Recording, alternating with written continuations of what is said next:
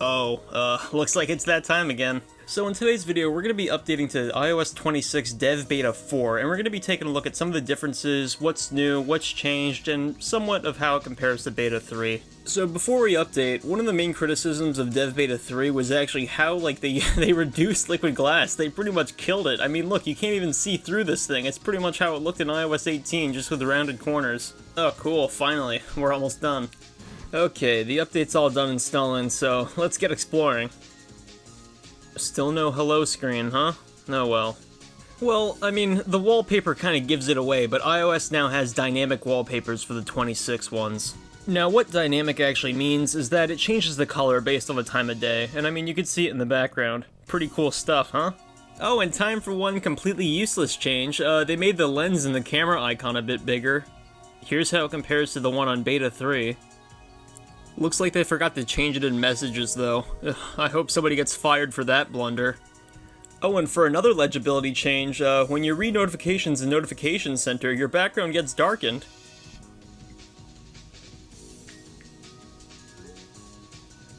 Another minor visual change in Dev Beta 4 is they actually made the share buttons a bit bigger, so it's easier to thumb them. Which, I mean, good change, because they're way too close together on current iOS 18. Now let's take a look at probably the most important thing. Liquid glass is back! Finally! I mean, personally, I didn't mind the frosted look too much, but it still looks pretty cool, come on. So, comparing this to how it looked just a few minutes ago on Dev Beta 3, big difference. It is way more transparent now.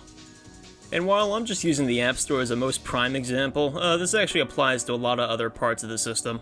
But can we all agree as a community to stop bugging Apple about liquid glass and start bugging them to bring back 3D touch? Oh, and whenever you open the camera, it now tells you about the new design.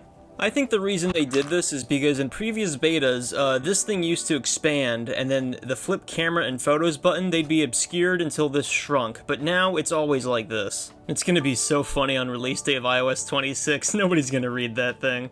Now, if you're wondering about performance, the beta's been out for like, what, 8 hours? Come on, give it a rest. So, from what I've seen online, the battery life is about the same, but performance is apparently way better, and in my experience, I'm seeing a lot less stutters than I used to, so there is an improvement there. We're right near the release of the public beta, so we're getting really close to stability.